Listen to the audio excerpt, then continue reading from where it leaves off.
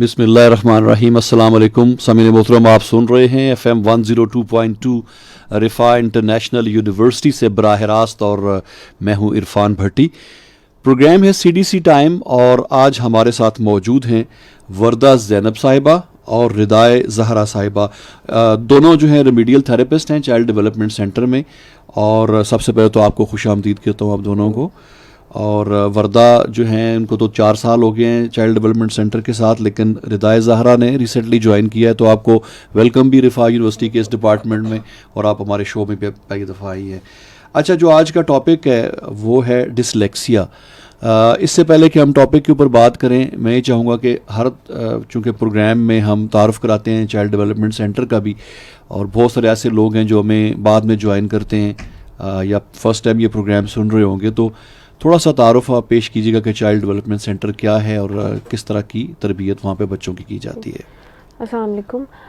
Child development centre basically एक paediatric rehab centre है जिसमें डिफरेंट थेरेपीज़ प्रोवाइड की जाती हैं, जिसमें वो बच्चे जिनको बोलने में थोड़े मसाइल पेश आते हैं उनके लिए स्पीच थेरेपी ऑफ़र की जाती है।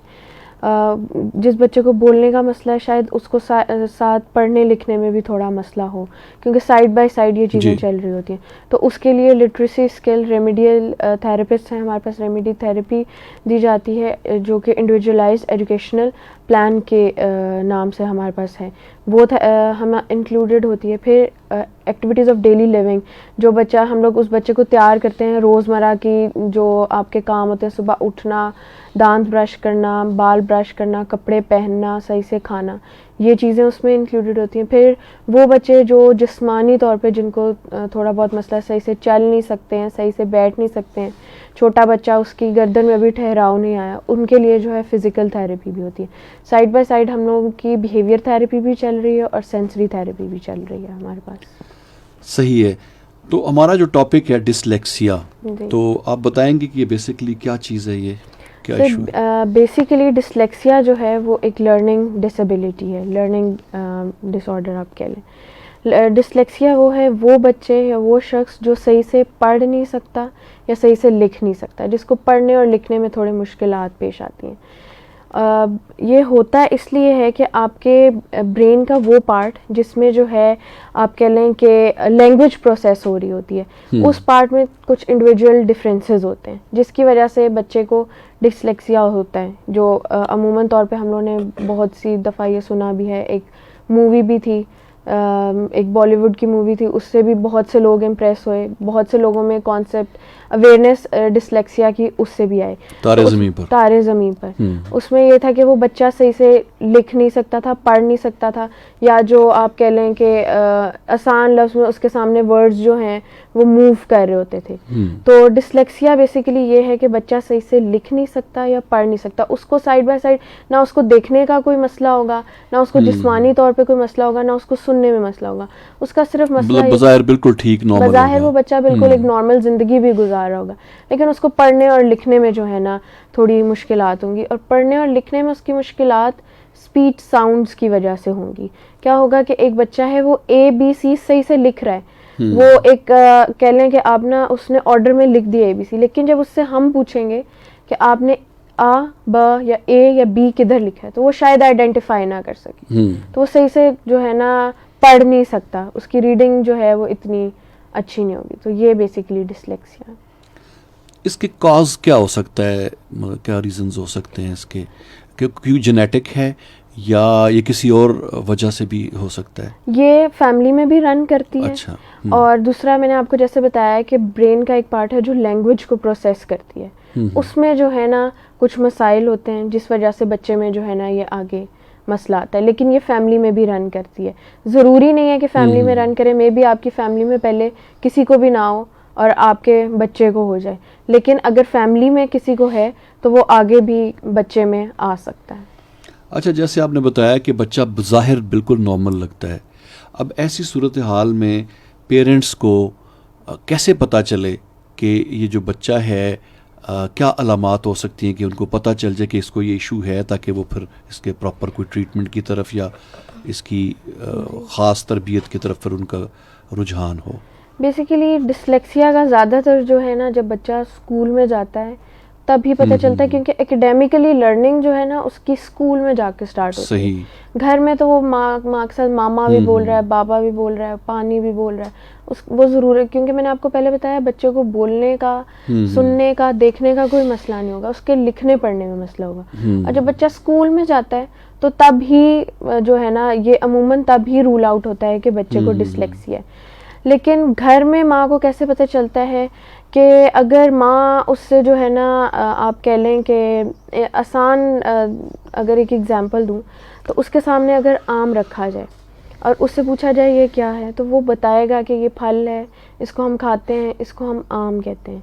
लेकिन अगर उसके सामने माँ तस्वीर की सूरत में 2 या 2 से ज़्यादा फल रख देती है उसके सामने और उसमें से कहती है इसमें से आम बताओ, तो बच्चा कंफ्यूज हो जाएगा।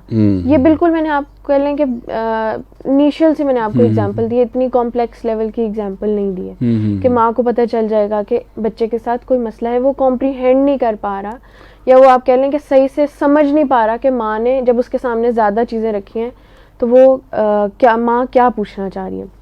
उसके अलावा अक्सर अब जो है, अब पहले तो मसरूफियात इतनी ज़्यादा होती थी, अब की माँओं ने बच्चों के लिए थोड़ा सा जो है आप कह लें कि इस तरह से टाइम निकालने के स्टोरी बुक्स उनको देना स्टार्ट कर दिए स्कूल में भेजने से पहले। तो वो जो बच्चा होगा डिसलेक्सिया का जो बच्चा होगा ना, उसको थोड़ा पढ़ने में भी मुश्किलात मतलब साफ नज़र आएगा कि वो सही से जो है ना पढ़ नहीं पा रहा। मतलब कि एक वर्ड उसने लेट्स से कि उसने कैट कहना था, तो जैसे कैट और रैट की साउंड सेम है, तो मे बी वो कैट को रैट कह दे। क्यों? क्योंकि उसकी स्पीच साउंड्स जो है ना वो क्लियर नहीं है उन अल्फ़ाबेट्स और लेटर्स के साथ जो जिससे उसकी आइडेंटिफिकेशन कराई जाती है। ये तो वो है जो घर में जो है ना माँ बाप को ये छोटी छोटी अलामात हैं, वहाँ से पता चल जाता है। बच्चा थोड़ा मूडी होता है, उसको कोई इंटरेस्ट नहीं होता है रीडिंग में, या माँ अगर उससे ABC लिखवा रही है, उसने लिख तो लिया है लेकिन माँ उससे पूछेगी B कौन सा है, तो वो शायद आपको आइडेंटिफाई ना कर सके कि ये B है। तो स्पीच साउंड्स और जो उसने रिटन लिखा उसमें थोड़ी सी उसको कन्फ्यूजन होती है। ये तो आपको घर में जो है ना इस तरह से वालिदैन को पता चलता है कि बच्चे को डिसलेक्सिया की तरफ जा रहा है। वालिदैन को भी अगर शक हो रहा है तो वही बात है कि आप एक्सपर्ट्स के पास लेके जाएं, खुद से जो है आप जो है ना उसको लेबल ना कर देंगे हाँ मेरे बच्चे को डिसलेक्सिया है। सही है। और उसमें काफ़ी कन्फ्यूजन भी पाई जाती है, बाज़ औक़ात वालिदैन उसको कुंद जहन कह के और वो मज़ीद डीमोरलाइज भी करते हैं, या उसके साथी बच्चे बहन भाई या स्कूल जैसे मैंने आपको पहले बताया कि एक लर्निंग डिसेबिलिटी, बिल्कुल, तो लर्निंग डिसेबिलिटी में बहुत सी चीज़ें आती हैं। लर्निंग डिसेबिलिटी में सिर्फ डिसलेक्सिया नहीं है, स्लो लर्नर भी है, स्पेसिफिक लर्निंग भी है। मे बी आपका बच्चा थोड़ा एक जो उसको एक पूरी लाइन याद करनी है लेट्स से, वो मे बी सिर्फ 2 लफ्ज़ याद कर रहा है, तो ज़रूरी नहीं है कि ये बच्चा जो है ना डिसलेक्सिक ही है। मे बी उसके और मसाइल हों, मे बी वो स्लो लर्नर हो, कोई भी बहुत से मसले हैं, सिर्फ डिसलेक्सिया एक मसला नहीं है। अगर बच्चा अच्छे ग्रेड्स नहीं ले रहा तो हम लोग कहते हैं बच्चा डिसलेक्सिया, ऐसे नहीं है, बच्चे के और भी मसाइल हो सकते हैं। सही है। अगर कोई ऐसा बच्चा, ज़ाहिर है कि घर में हमारे यहाँ अब तो खैर वो ट्रेंड आ गया वो कि स्कूल जाने से पहले ही उसकी शुरू हो जाती है, घर के अंदर ही आपने भी इसका जिक्र किया, लेकिन अगर कोई बच्चा स्कूल जाके तो तब ज़ाहिर होती हैं इस तरह की अलामात, तो स्कूल में कैसे ऐसे बच्चे को रूल आउट किया जाता है? जैसे पहले मैंने जिक्र किया कि बच्चे की एकेडमिक लर्निंग जो है ना वो स्कूल जाके ही स्टार्ट होती है। बिल्कुल, बच्चा देखता है और सुनता है और वो लर्न कर लेता है। लर्निंग हमारी ऐसे ही होती है कि हमें अगर मुझे कोई कहे कि ये एप्पल है तो मैं पहले देखूंगी, फिर मैं सुनूंगी कि ये एप्पल है, तो मुझे पता चलेगा कि ये एप्पल है। तो इसी तरह बच्चे की भी लर्निंग स्कूल जाके ही स्टार्ट होती है। अब जो है बच्चा है डिसलेक्सिया के साथ, उसके बैरियर्स जब वो स्कूल में एडमिशन लेता है उसके तब ही आ जाते हैं। अब ये आप कह लें कि ये टीचर पे भी डिपेंड करता है कि वो उसको आया कि रूल आउट कर लेती है या नहीं। वही आप वाली बात कि वो उसको डीमोरलाइज करती है, वो उसको डांटती है, वो उसको दूसरे बच्चों से कंपेयर करती है, ये अब टीचर पे भी डिपेंड करता है। लेकिन अगर वही बात है कि टीचर को थोड़ी बहुत अवेयरनेस हो और बच्चा चला गया डिसलेक्सिया के साथ, तो रूल आउट ऐसे होगा जैसे हमने उसे डिफरेंट वेज हैं उसके।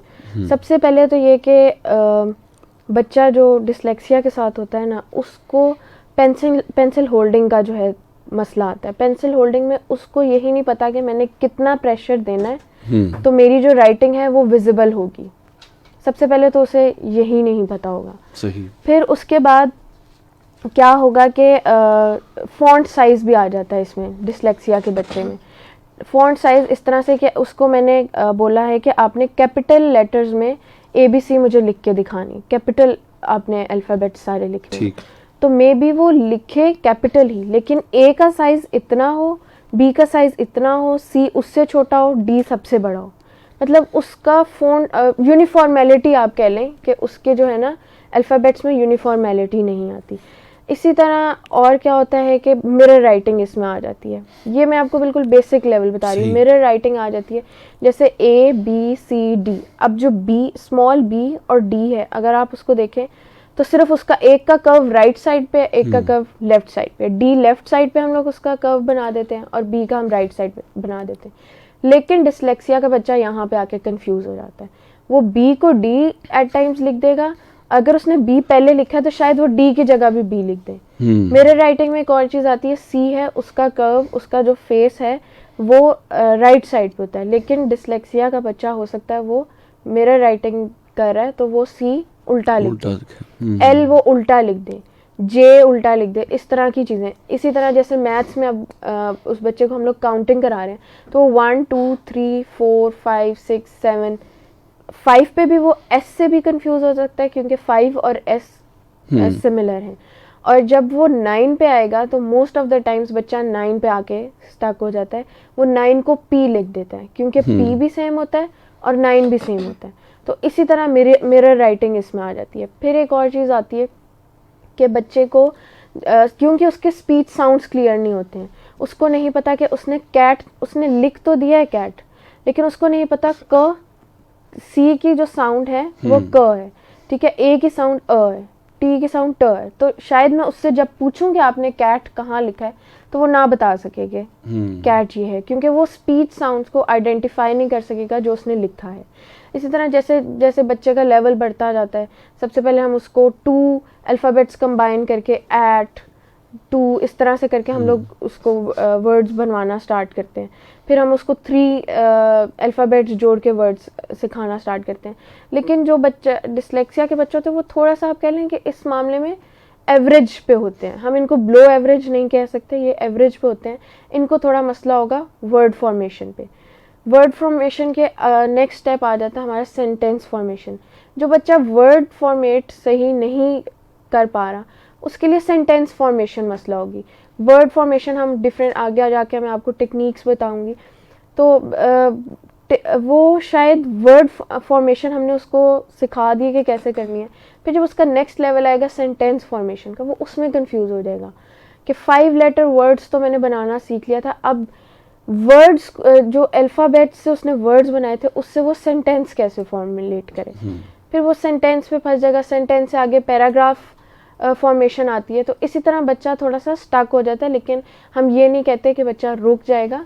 मैनेजेबल ये चीज़ है तो ये मैनेज हो जाती है।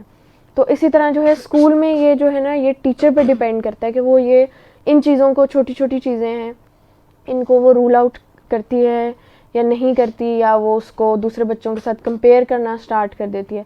तो इनिशियल लेवल जो है ना बच्चे का, बिल्कुल जो आप कह लें कि प्ले ग्रुप मॉन्टेसरी में जब हम डालते हैं, जब बच्चा ABC करता है तो ये तब ही रूल आउट हो जाता है कि मिरर राइटिंग से, फॉन्ट साइज से, पेंसिल ग्रिपिंग उसकी जो है, इन चीज़ों से जो है ना बच्चा सही है। सामईन मोहतरम, आप सुन रहे हैं रिफ़ा FM 102.2 रिफ़ा इंटरनेशनल यूनिवर्सिटी से बराह रास्त, और प्रोग्राम चाइल्ड डेवलपमेंट सेंटर के ताउन से पेश किया जा रहा है CDC टाइम। और हमारे साथ मौजूद हैं वर्दा ज़ैनब और रिदाए ज़हरा, दोनों रेमेडियल थेरेपिस्ट हैं। और आज डिसलेक्सिया जो एक इशू है, एक डिसऑर्डर है, उसके ऊपर गुफ्तगू हो रही है। मैं ये बताता चलूँ कि ये प्रोग्राम ना सिर्फ रिफ़ा FM 102.2 पे पेश किया जा रहा है, बल्कि हमारे फेसबुक पेज पे भी इसको बराह रास्त देखा जा सकता है। और कुछ लोगों ने हमें फेसबुक पे मैसेजेस भी किए हैं, प्रोग्राम की पसंदीदगी का इजहार किया है। मारिया नवाब हैं, किरण हैं। एक सवाल भी आया कि बच्चे को बार बार डांटने या रोक टोक करने की वजह से भी क्या बोलने में ऐसे मज़ीद प्रॉब्लम आ सकती है, घबराहट महसूस हो सकती है और इसकी वजह से बोलने का मसला पैदा हो सकता है? जी बिल्कुल, जैसे आपको पहले बताया, आपने भी बात की कि जब बच्चे को डीमोटिवेट करता है ना, तो उसका कॉन्फिडेंस लेवल भी लो हो जाता है और सेल्फ इस्टीम भी उसकी लो हो जाती है, जिसकी वजह से जो वो सवाल आपसे करना चाहता है वो इस डर से नहीं कर पाता कि मैं अब ये सवाल करूँगा तो मुझे डांटा जाएगा। तो इस वजह से बहुत से मुश्किल बच्चों के अंदर जो प्रॉब्लम्स क्रिएट होती हैं वो अक्सर डांट डपट की वजह से भी, क्योंकि बच्चा प्यार का होता है, प्यार से समझाएंगे तो वो ज़्यादा अच्छे तरीके से समझेगा, डांटेंगे तो नेक्स्ट टाइम उससे वो क्वेश्चनिंग वाली चीज़ जो है ना वो अपनी मिस कर देगा कि अब तो मैं पूछूंगा तो मुझे डांट पड़ेगी। तो बच्चा तो लर्न कर रहा होता है, उसको जब तक क्वेश्चन नहीं करेगा वो लर्न नहीं करेगा, आप उसको आंसर नहीं करेंगे। बिल्कुल। अच्छा, अभी ऐसा है कि स्कूल में तो आपने बता दिया कैसे इसको किया जा सकता है, रूल आउट किया जा सकता है, लेकिन जैसे चाइल्ड डेवलपमेंट सेंटर है या इस तरह के रिलेटेड इदारे हैं, तो ऐसी जगहों पे और आप भी रेमेडियल थेरेपिस्ट हैं, क्या रोल होता है रेमेडियल थेरेपिस्ट का इस तरह के बच्चों को डील करने में, और क्या कोई ख़ास पर्टिकुलर टेक्निक्स इस्तेमाल की जाती हैं बच्चों के लिए? रिदाय ज़हरा, आपसे मैं पूछूंगा ये। अच्छा, चूँकि हम लोग रेमेडियल थेरेपिस्ट हैं तो हमारा सबसे पहला जो टास्क होता है, कोई भी बच्चा हमारे पास न्यू आता है तो हम सबसे पहले उसकी असेसमेंट करते हैं, और असेसमेंट फॉर्मल भी होती है, इनफॉर्मल भी होती है, डिफरेंट टूल्स के थ्रू। देन हम बच्चे के फ़ीचर्स और उसकी जो प्रॉब्लम एरियाज़ हैं उनको डिस्कवर करते हैं। उनको डिस्कवर करने के बाद ही हमें आइडिया होता है कि बच्चे के साथ क्या प्रॉब्लम है। बच्चे की प्रॉब्लम को रूल आउट करने के बाद, आइडेंटिफाई करने के बाद हम उसके गोल्स डिसाइड करते हैं कि फॉर एग्जांपल, अच्छा बच्चे को इंग्लिश में प्रॉब्लम आ रही है, इंग्लिश को लर्न करने में, तो हम उसके अकॉर्डिंग जो है वो उसके गोल्स डिसाइड कर लेते हैं। देन गोल्स डिसाइड करने के बाद हम उसकी मैनेजमेंट यानी स्ट्रैटेजीज़ की तरफ आते हैं। और स्ट्रैटेजीज़ हर बच्चा, क्योंकि मैम ने भी डिस्कस की है कि हर बच्चे में इंडिविजुअल डिफरेंसेस होते हैं, हर बच्चा एक दूसरे बच्चे से अलग होगा, तो उसका प्रॉब्लम एरिया भी हर बच्चे का दूसरे बच्चे से अलग होगा, तो उसके अकॉर्डिंग जो है वो स्ट्रैटेजीज़ पे डिसाइड की जाती हैं और इम्प्लीमेंट की जाती हैं। सही है। कोई ख़ास टेक्निक्स का जिक्र करना चाहेंगे आप उसमें? जी बिल्कुल, एग्जांपल्स अगर, ताकि मज़ीद। अच्छा, सबसे पहले तो मैम ऑलरेडी डिसलेक्सिया के बारे में बहुत डिटेल में बता चुकी हैं। सबसे पहले तो मैं ये इससे स्टार्ट लेना चाहूँगी कि जब हम कोई भी न्यू वर्ड पढ़ते हैं या कोई भी इन्फॉर्मेशन हम ले रहे होते हैं, तो सबसे पहले जो हमारा ब्रेन होता है वो उस इन्फॉर्मेशन को डीकोड करता है। अब जो लर्निंग डिसेबिलिटी के साथ बच्चे होते हैं या डिसलेक्सिया के साथ बच्चे होते हैं, बेसिकली उनका जो डीकोडिंग का प्रोसेस होता है वो थोड़ा सा स्लो होता है as compared to the other kids with normal learning capacities. तो जब मैनेजमेंट की हम बात करें तो हमें सबसे पहले जो है वो प्रॉब्लम एरिया को, जैसे मैंने डिस्कस किया, कि आइडेंटिफाई करना है। फॉर एग्जांपल, अगर हमारे पास एक बच्चा आता है और उसको रीडिंग में प्रॉब्लम है, क्योंकि डिसलेक्सिया के अक्सर बच्चे होते हैं डिसलेक्सिया के साथ जिनको रीडिंग में डिफ़िकल्टी होती है। फॉर एग्जांपल, बहुत सिंपल सी एग्जांपल दूंगी कि आप अगर एक बच्चे को एक पैराग्राफ की फॉर्म में कुछ देते हैं और उस बच्चे को कहते हैं कि आपने इसको रीड करना है, तो हो सकता है कि बच्चा पहली लाइन पढ़े, दूसरी स्किप कर दे और तीसरी पे जंप आउट कर दे। यानी आपके लिए तो वो एक नॉर्मल पैराग्राफ है, लेकिन उस बच्चे के लिए वो बहुत जंबल्ड अप फॉर्म में है और उसको बहुत ज़्यादा क्राउडेड नज़र आ रहा है। तो इसके लिए हम बेसिकली क्या कर सकते हैं कि फॉर एग्जांपल, जैसे मैंने आपको बताया कि एक पैराग्राफ बच्चे को पढ़ने के लिए दिया है, तो अगर पहली लाइन हमारा टारगेट है, हमने पहली लाइन बच्चे को रीड करवानी है, तो बाकी जो 4 लाइन्स होगी वो डिस्ट्रैक्टर्स होंगी बच्चे के लिए।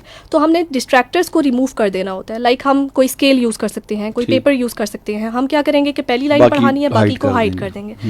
और दूसरी चीज़ हम ये भी कर सकते हैं कि ट्रांसपेरेंट शीट्स मिल जाती हैं कलर्ड, तो हम क्या कर सकते हैं कि हमने जो लाइन बच्चे से पढ़वानी है हम उसको हाईलाइट कर देंगे या ट्रांसपेरेंट शीट ऊपर रख देंगे, ताकि बच्चे को पता हो कि मैंने इस लाइन पे से फोकस करना है, बाकियों पे मैंने फोकस नहीं करना।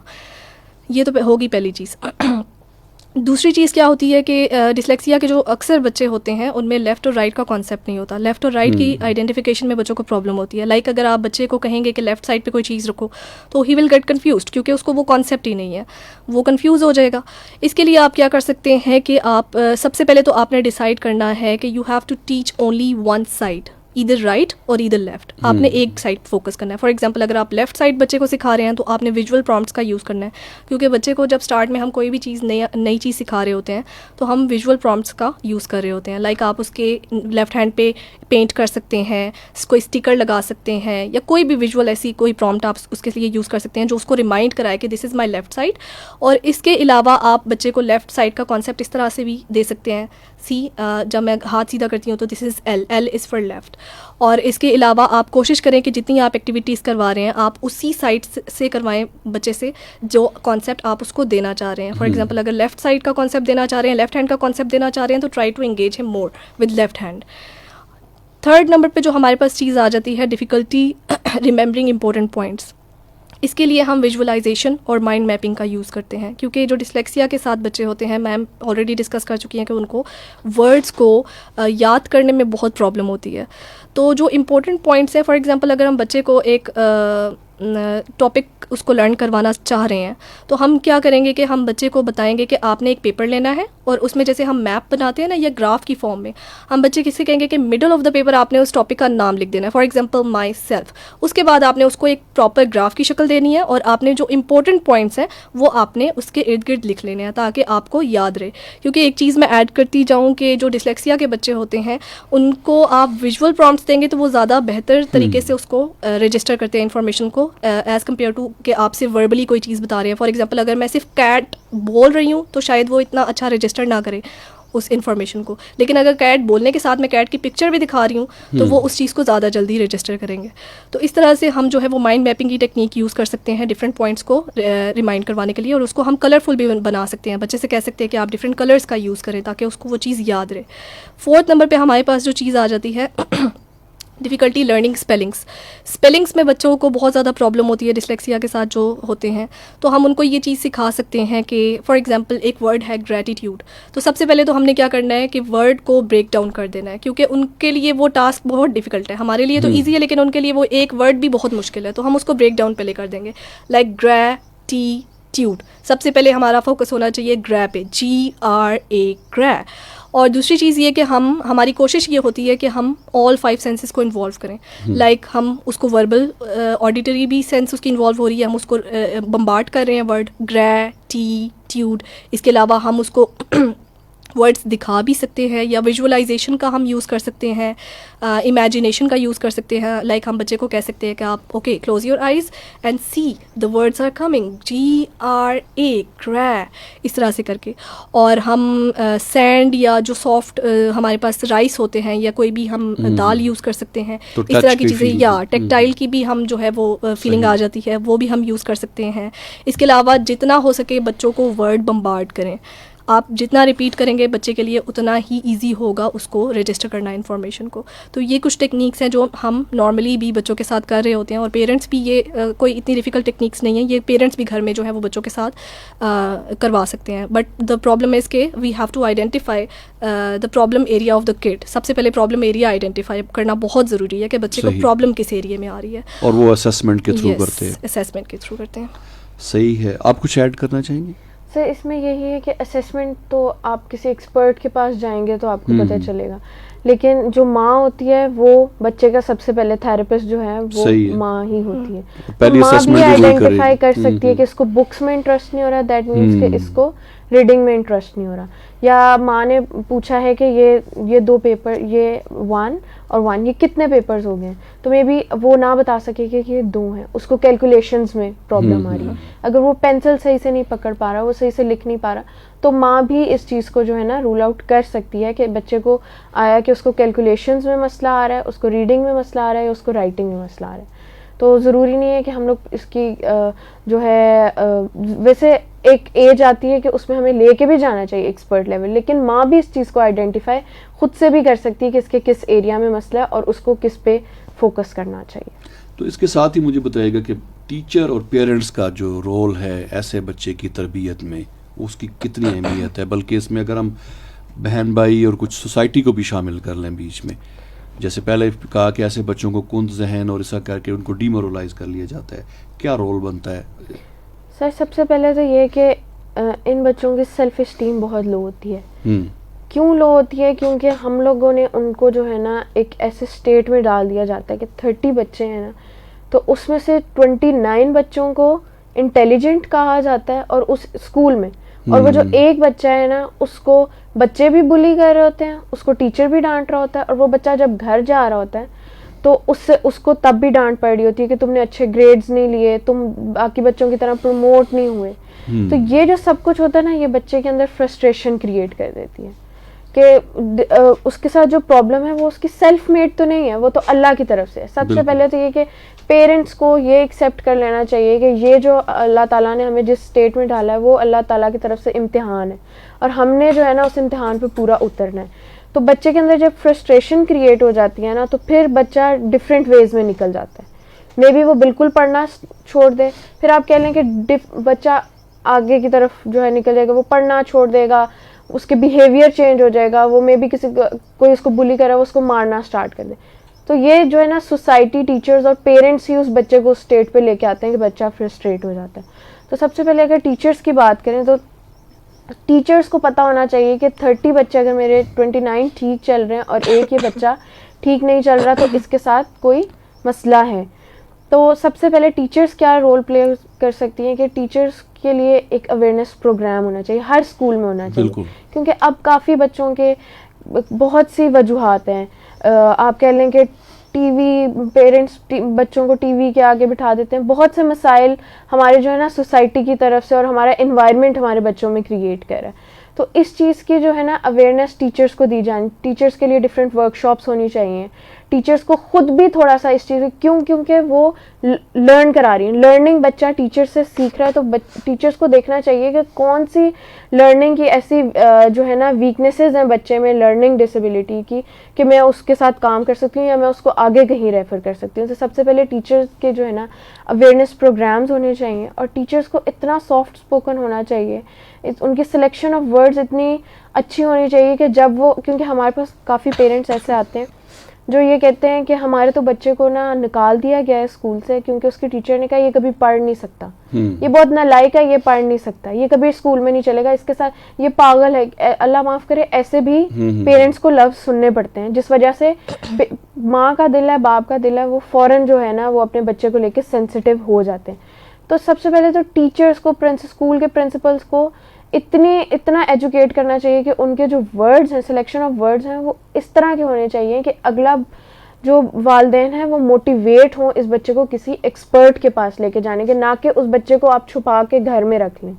टीचर्स का तो सबसे मेन जो रोल है ना वो ये कि उनके सिलेक्शन ऑफ वर्ड्स जो वो आगे कम्युनिकेट करें वो इतने अच्छे होने चाहिए। फिर पेरेंट्स की बात आती है, तो पेरेंट्स ये रोल प्ले करते हैं कि उनमें ना एक्सेप्टेंस होनी चाहिए कि अल्लाह ताला ने बच्चा दिया है तो उसके कुछ मसाइल भी होंगे, लेकिन जैसे कि आपको बताया है कि अगर उसके, मैंने आपको जैसे बताया कि उसके ये मसले हैं, तो मैम रिदा ने आपको उसके हल भी बताए हैं, हर मसले का हल ज़रूर है। तो पेरेंट्स में इस चीज़ की एक्सेप्टेंस होनी चाहिए कि मेरा जो बच्चा है उसके साथ अगर ये मसला है तो मैंने उस मसले को सॉल्व किसके पास ले जाके उसको करना है, ना कि उसको घर में हमने छुपा देना। उसके बाद ये जैसे आपको बताया कि ये मैनेजेबल है, ठीक है, हम लोग ये नहीं कह सकते कि बच्चा आएगा हमारे पास हम उसको 2 महीने में ठीक कर देंगे, 6 महीने में ठीक कर देंगे।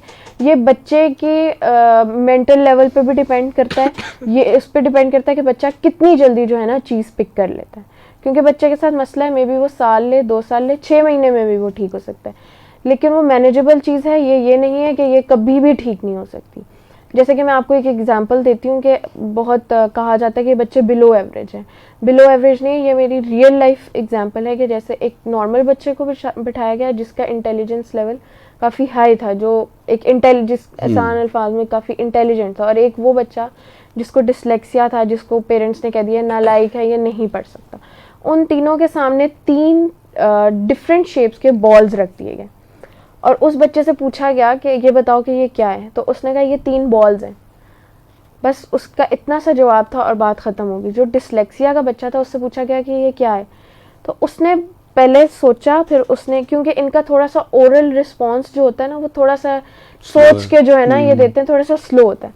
उसने कहा ये जो सबसे बड़ा है ना ये ग्लोब है, ये हमारे पूरे जो है ना वर्ल्ड बना हुआ है, ग्लोब है, सबसे बड़ा है ये। फिर जो उससे छोटा था उसने कहा ये मून है, और जो सबसे छोटा था उसने कहा ये सन है। उसने, आपने देखा कि एक नॉर्मल बच्चे ने उसको सिर्फ बॉल बना दिया, लेकिन जो एक डिसलेक्सिया का बच्चा था, जो उसकी वीकनेस थी, वो सही से मे बी पढ़ नहीं सकता था, लेकिन उसने उसको कितना टेक्निकली प्रोसेस किया, जो उसके सामने स्टिमुलस पड़ा हुआ था, उसने एक पूरी गैलेक्सी बना दी। तो अगर एक बच्चे में वीकनेस है तो उसकी स्ट्रेंथ्स पे आप लोग जो है ना फोकस करें। तो ऐसे नहीं कि पेरेंट्स को जो है ना ये डीमोटिवेट नहीं हो जाना चाहिए, बल्कि बच्चे को जो है ना मोटिवेट करना चाहिए कि नहीं आप कर लोगे।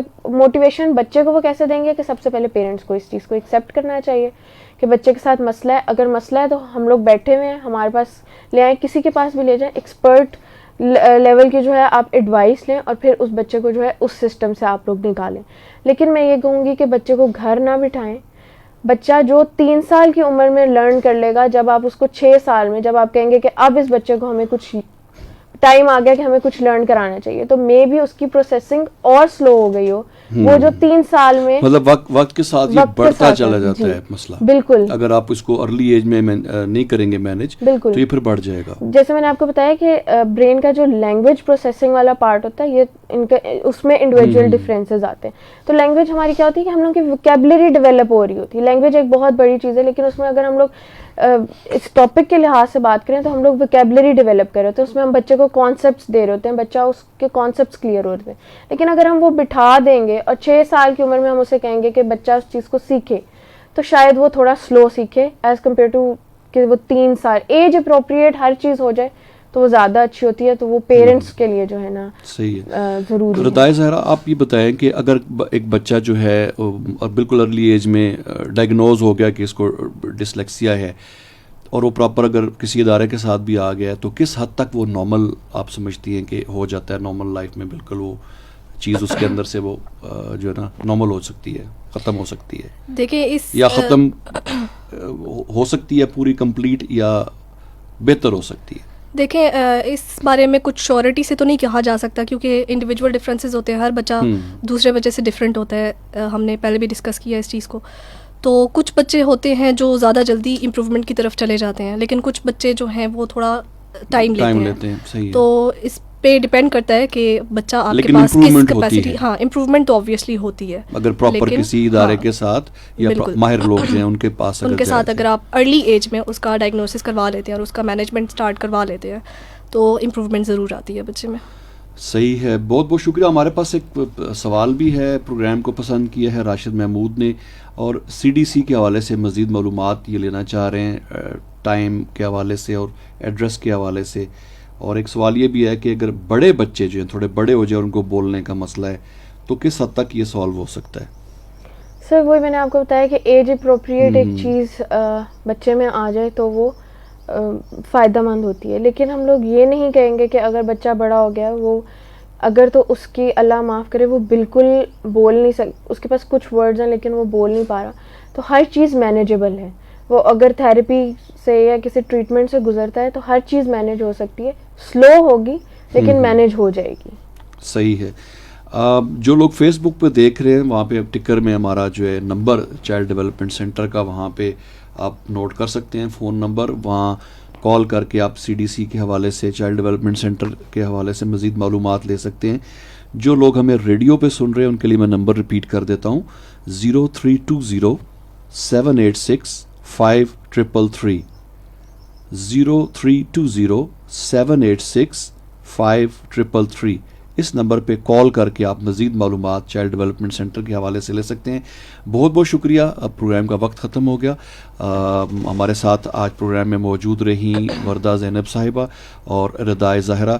आप दोनों रेमेडियल थेरेपिस्ट हैं चाइल्ड डेवलपमेंट सेंटर में, और आज जो टॉपिक डिस्कस किया गया वो डिसलेक्सिया के हवाले से था, और मुख्तलिफ इस हवाले से मालूमात हमें मिली, और ये कि वालदैन जो है वो कैसे पता कर सकते हैं अर्ली एज में कि बच्चा इस प्रॉब्लम के साथ है, और स्कूल में कैसे पता चले, और इसी तरह ऐसे बच्चों को नॉर्मल लाइफ में लाने के लिए, उनके बेहतरी लाने के लिए कौन कौन सी टेक्निक्स जो ऐसे इदारों में इस्तेमाल होती हैं, इस पे बात हुई। असातिज़ा वालदैन का क्या किरदार है, मुआशरे का किरदार है ऐसे बच्चों को नॉर्मल ज़िंदगी की तरफ लाने में, उसके ऊपर डिटेल से गुफ्तगू हुई। ये प्रोग्राम आप तक पहुँचाने में हमें मावनत हासिल रही हमारे ब्रॉडकास्ट इंजीनियर जनाब वाजिद महमूद की, उनका भी बहुत बहुत शुक्रिया। आपका भी बहुत बहुत शुक्रिया। इरफान भट्टी को रिफ़ा FM 102.2 के स्टूडियो से इजाज़त दीजिए। अल्लाह हाफ़िज़।